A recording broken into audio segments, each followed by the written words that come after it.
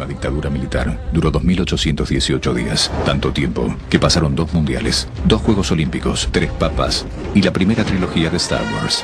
Se sucedieron 4 presidentes, se cerraron 20.000 fábricas y se abrieron 340 centros clandestinos de detención. La deuda externa se multiplicó por 6. La inflación acumulada entre el 76 y el 83 fue de un 517.000%. Tuvimos un mundial que costó unos 500 millones de dólares. Durante el mes que duró la competencia, desaparecieron 69 personas. ¿Por qué no nos dicen a nosotros si están vivos, si están muertos?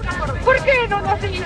Entre el Monumental y el centro de torturas de la ESMA había apenas 1000 metros. Un día después de salir campeones del mundo, se quemaron 1,5 millones de libros en un baldío de Sarandí. Eso sí que era festejar. Se enviaron 14.000 hombres a la guerra de Malvinas. La mayoría tenían menos de 20 años. Murieron 649 soldados. Después de esa guerra, se suicidaron unos 350 excombatientes. La dictadura militar disolvió el Congreso, prohibió a los sindicatos y cercenó la actividad de los partidos políticos. Sin embargo, en 1978 había 310 intendentes radicales y 169 justicialistas. Se secuestró, torturó y desapareció a unas 30.000 personas. Fue cuando se callaron las iglesias, fue cuando el fútbol se lo comió todo, que los padres Palotinos y Angelelli dejaron su sangre en el lodo. ¿A qué personas atendió usted que efectuaban reclamos sobre familiares que estuviesen detenidos en esas condiciones? Al comienzo, en el año 76, estas personas que tenían algún familiar desaparecido no se les recibían ninguna denuncia, ninguna repartición. Entonces, por orden del entonces vicario castrense, yo comencé a ocuparme de recibir a estas personas que venían a buscar una ayuda, un apoyo, siempre que tenían algún familiar desaparecido. ¿Llevó usted alguna lista de esas personas que reclamaban por sus familiares? Fui haciendo una tarjeta, anotándolo en una hoja, que después cuando se fueron acumulando me vi obligado a ponerlas bajo abecedario, esas tarjetas, con el nombre de la persona desaparecida, la fecha que recibía al familiar, el documento de la persona desaparecida, el lugar y la fecha. ¿Qué cantidad de fichas llegó a tener en su poder, monseñor? No, la verdad que no me he tomado el trabajo de contarla, pero aproximadamente 2.500 casos.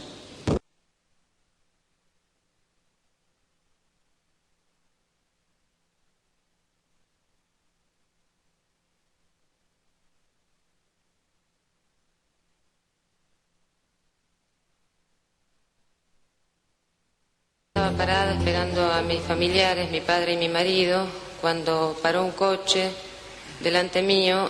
Yo me asombré, bajó una persona caminando y venía directo hacia mí, entonces paré porque pensé que iba a entrar en un negocio.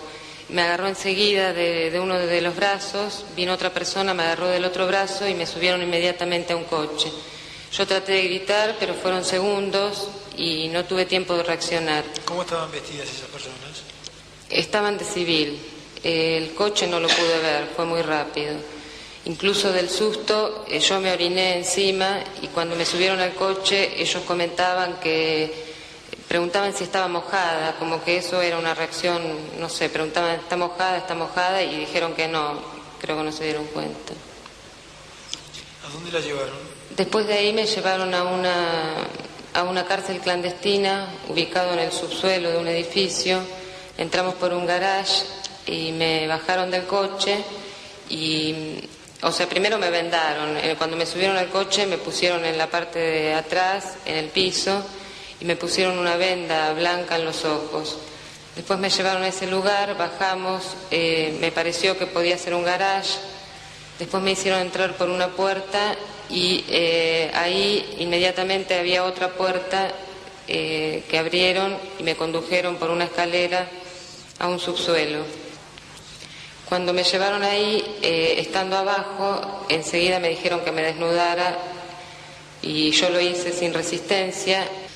Después me llevaron a una sala que ellos llamaban quirófano, que era una sala donde había una mesa de metal y un colchón de goma pluma húmedo.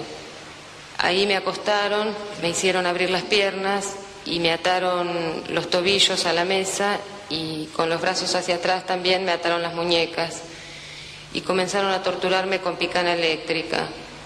En ese momento yo lo único que quería era morirme. Ellos me decían, sin que yo lo hubiera dicho, nosotros sabemos que vos querés morirte, pero vamos a hacer todo lo posible para mantenerte viva. En ese momento yo no tenía hambre, no tenía nada. Lo único que quería era agua porque me daba mucha sed la tortura. Y ellos me ofrecían mate cocido. Me torturaban por todo el cuerpo, especialmente en las mamas, la vagina, el clítoris, el abdomen, los brazos y también en los párpados de los ojos. Incluso tengo una marca acá. Y después me empezaron a tirar queroseno y nafta en los oídos, la nariz, la boca y después me pusieron, siempre me seguían preguntando y me dijeron que si tenía mucho frío, era en junio, hacía mucho frío. Me trajeron una frazada y me desataron y me hicieron sentar en una silla y me hicieron tapar con la frazada y me decían que si quería mate cocido me lo ponían muy cerca y después me lo sacaban de nuevo. Me decían que después de la picana eléctrica no me podían dar mate cocido ni ningún líquido porque me podía morir y después me volvían a acostar para torturarme. Muchas veces perdí el conocimiento, no recuerdo exactamente bien el orden de las torturas, ni cuántas horas duró, creo que fue más o menos 18 horas. Después como yo no puedo explicar por qué, pero mi reacción fue no gritar. Aguantaba el aire, contenía el aire y cuando no podía más lo iba alargando de a poco. Entonces decían que era yoga y esperaban que soltara el aire para torturarme.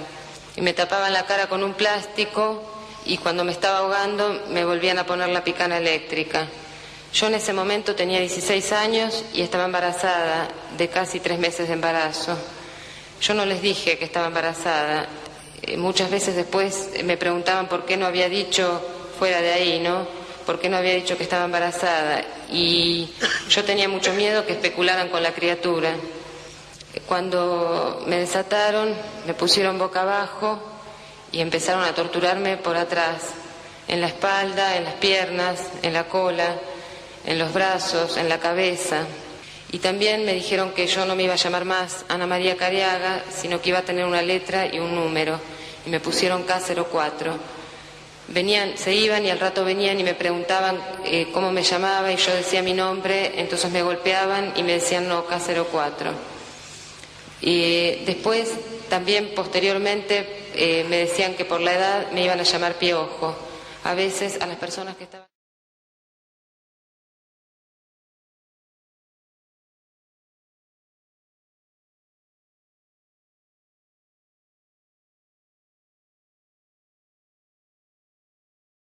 Llegué al despacho del teniente general Alquira, a propósito de libertad, y le dije, ¿saben que esas palabras guardaba las urnas y un guardá? Digo, ¿quiero discutirlo? Y esta es la realidad.